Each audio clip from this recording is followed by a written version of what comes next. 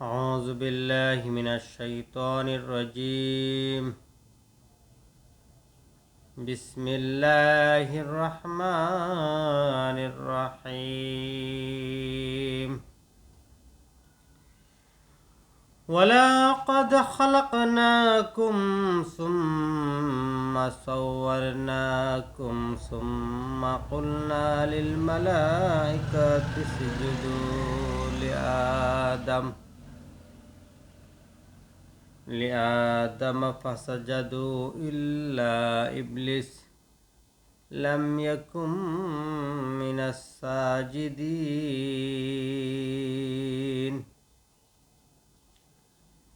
قال ما منعك ألا تسجد إذ أمرتك؟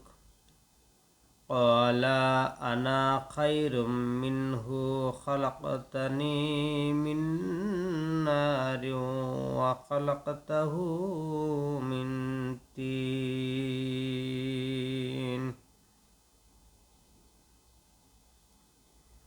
قال فاهبط منها فما يكون لك أن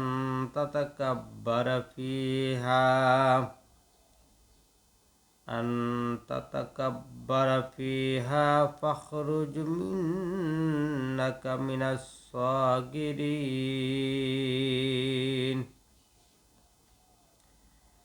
قال انظرني إلى يوم يبعثون. قال إنك من المنظرين. قال فبما أغويتني لأقعدن لهم صراطك المستقيم. ثم لآتينهم من بين أيديهم ومن خلفهم وعن أيمانهم وعن شمائلهم ولا تجد أكثرهم شاكرين. قال اخرج منها مذءوما مدحورا لمن تبعك منهم لأملأن جهنم منكم أجمعين. صدق الله العظيم.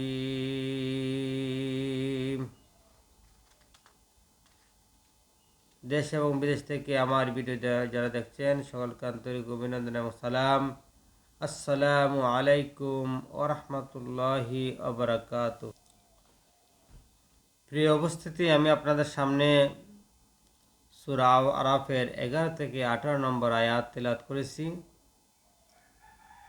যার মোটামুটি অর্থ এই যে আমি তোমাদেরকে সৃষ্টি করেছি। ওয়ালাকাদ খালাকনাকুম সুম্মা সাওয়ারনাকুম সুম্মা কুলনা লিল মালাইকাতি ইসজুদু লিআদম ফাসাজাদু ইল্লা ইবলিস লাম ইয়াকুম মিনাস সাজিদিন।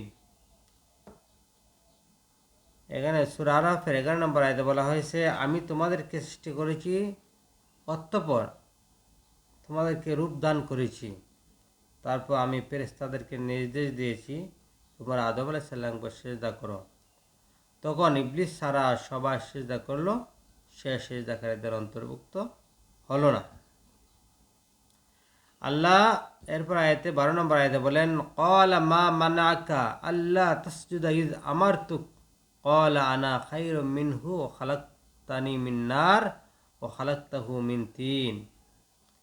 তিনি আল্লাহ ইবলিসকে প্রশ্ন করলেন, জিজ্ঞেস করলেন, আমি যখন তোমাকে আদমকে সিজদা করতে অর্ডার করলাম, নির্দেশ করলাম, তখন তোমাকে কোন বস্তু এই সিজদা হতে বিরত রাখলো? কে তোমাকে নিষেধ করলো?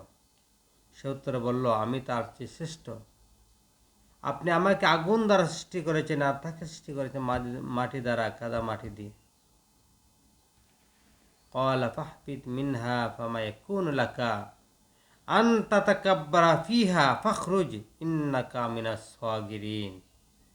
আল্লাহ বললেন এই স্থান থেকে তুমি নেমে যাও, এখানে তুমি অহংকার করবে তা হতে পারে না, সুতরাং বের হয়ে যাও, নিশ্চয়ই তুমি নিচু ও লাঞ্ছিতদের অন্তর্ভুক্ত। আল্লাহ ফেরেশতা বলল,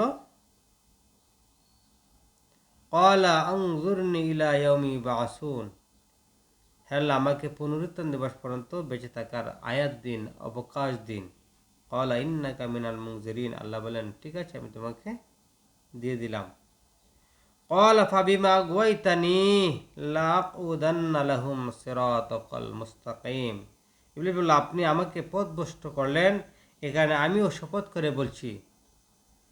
ইবলিস বলল যে আপনি আমাকে পথভ্রষ্ট করলেন, আমাকে লাঞ্ছিত করলেন, এ কারণে আমিও শপথ করে বলছি আমি বনি আদমকে তাদের বিভ্রান্ত করার জন্য সরল পথের মাথায় অবশ্যই উৎপেতে বসে থাকব।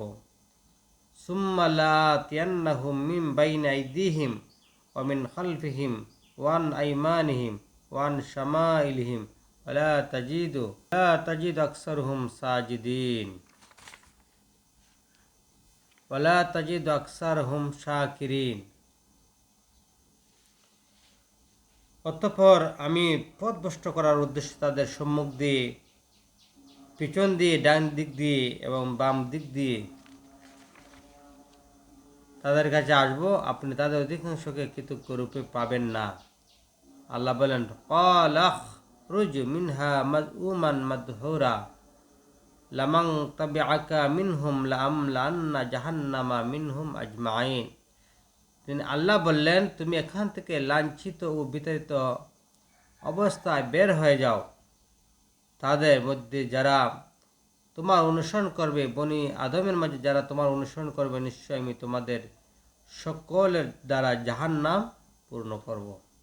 সুবহানাল্লাহি বিহামদিহি সুবহানাল্লাহিল আযীম। এখানে মোটামুটি ব্যাখ্যা করলে এই কথা আসে যে আল্লাহ তাআলা যখন আদমকে সৃষ্টি করলেন, আদমকে সৃষ্টি করার পর সকল জিন জাতিকে বললেন, সকল ফেরেশতাদেরকে বললেন যে তোমরা আদমকে সেজদা করো। সকলেই সেজদা করলো, কিন্তু ইবলিস সেজদা করলো না। সূরা বাকারায় আছে আল্লাহ পাক রব্বুল আলামিন বলতেছেন, ওয়াইজ কুলনা লিল মালাইকাতি ইসজুদু লিআদামা ফাসাজাদু ইল্লা ইবলিস আবা ওয়াস্তাকবারা ওয়া কানা মিনাল কাফিরিন। আর যখন বলা হলো যখন কুলনা বলা লিল মালাইকাতি ফেরেশতাদেরকে উসজুদু তোমরা সেজদা করো লিআদম আদমকে, ফাসাজাদু সবার সেজদা করলো ইল্লা ব্যতীত ইবলিস ব্যতীত, সে যখন সেজদা করলো না, আল্লাহ বলেন আবা ওয়াস্তাকবারা ওয়া কানা মিনাল কাফিরিন, হে ইবলিস তোমাকে আমি কাফির বানা দিলাম, আল্লাহর তক তোমাকে গলায় পরিয়ে দিলাম। আল্লাহ তাআলা বললেন হে ইবলিস, সবাই যখন সেজদা করলো তুমি কেন সেজদা করলো না, তোমাকে কে বিরত রাখলো এই কাজ থেকে? সে তখন আল্লাহর কাছে যুক্তি দাঁড় করাইল। সে বলল খালাকতাহু মিন তিন ও খালাকতাহু মিন নার ও খালাকতাহু মিন তিন, আমি হচ্ছি আগুনের তৈরি, আমার ধর্ম হচ্ছে উপরের দিকে থাকা, আর সে হচ্ছে খালাকতানি মিন তিন, সে হচ্ছে মাটির তৈরি, অতএব মাটির ধর্ম হচ্ছে নিচের দিকে দেওয়া, আমি উপরের হয়ে আমি নিচু মানুষকে কেন সেজদা করব? আমার তো সম্মান বেশি, আমার তো ইজ্জত বেশি। আল্লাহ তাআলার কাছে সে যুক্তি দাঁড় করাইল, আল্লাহর হুকুম মানল না। আল্লাহ কি বললেন, তুমি যখন সেজদা করলে না, ঠিক আছে তুমি আমার বেহেশত থেকে চলে যাও, তোমাকে আমি ইবলিস বানিয়ে দিলাম, লাঞ্ছিত নিচুদের অন্তর্ভুক্ত করে দিলাম। সে তখন কে বলল, সে তখনও নিচু হয় নাই, আল্লাহ তাআলার কাছে নত হয় নাই। সে বলতেছে ঠিক আছে আমাকে যে আপনি লাঞ্ছিতদের অন্তর্ভুক্ত করলেন, আমাকে শয়তান বানিয়ে দিলেন, ঠিক আছে আমাকে আপনি কিয়ামত পর্যন্ত হায়াত দিন। আল্লাহ দিলেন, আল্লাহ বললেন আমি দিলাম। তারপর সে বলল আমাকে তাদের সামনে পিছনে ডানে বামে আমাকে আক্রমণ করার, তাদেরকে ওয়াসওয়াসা দেওয়ার, তাদেরকে কুমন্ত্রণা দেওয়ার সুযোগ করে দেন, আমি যেন বাতাসের মতো তাদের ভিতরে ঢুকতে পারি। আল্লাহ বললেন, দিলাম। আল্লাহ তাকে এগুলো দিলেন। সে তখন বলল আল্লাহকে যে